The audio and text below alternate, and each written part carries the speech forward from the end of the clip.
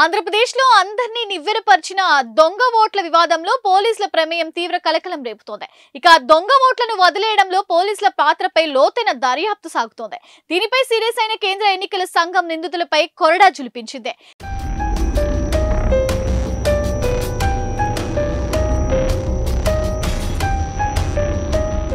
ఇద్దరు సీఐలు ఒక SI head constable ను సస్పెండ్ చేసింది. అంతేకాకుండా మరో ఇద్దరు ఇన్స్పెక్టర్లపై కూడా చర్యలు తీసుకుంది. తిరుపతి లోక్సభ ఉప ఎన్నిక సందర్భంగా బయటపడ్డ దొంగ ఓట్ల వ్యవహారంలో ఎన్నో కీలక విషయాలు వెలుగు చూస్తున్నాయి.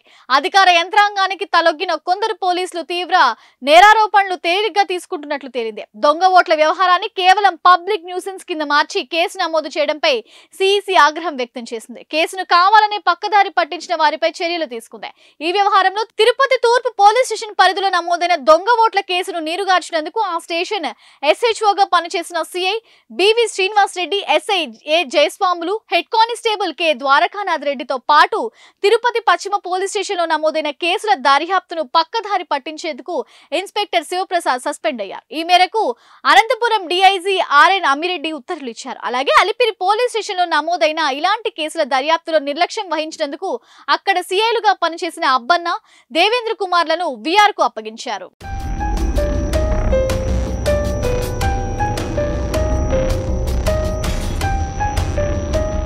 కేసును పక్కదారి పట్టించడంలో పాత్రధారులైన పోలీసులు వెనుక ఉన్న సూత్రధారులు ఎవరనే దానిపై విచారణ సాగుతోంది. వారి అండతోనే పోలీసులు ఇంతటి నేరానికి ఒడిగట్టినట్లు తెలుస్తోంది. దొంగ ఓట్లు వేస్తూ చిక్కిన వారిని విచారించడం మాట పక్కన పెడితే కనీసం వారి వద్దనున్న పత్రాలను స్వాధీనం చేసుకోలేదని తేల్చారు.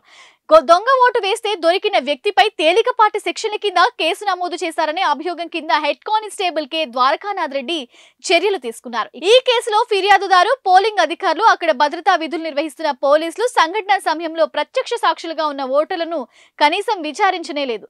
ఇక ఈ కేసు దర్యాప్తు అధికారి ఎస్ఐ ఏ జయస్వాములు అసలు మేర సంఘటనా స్థలాన్ని సందర్శించారు.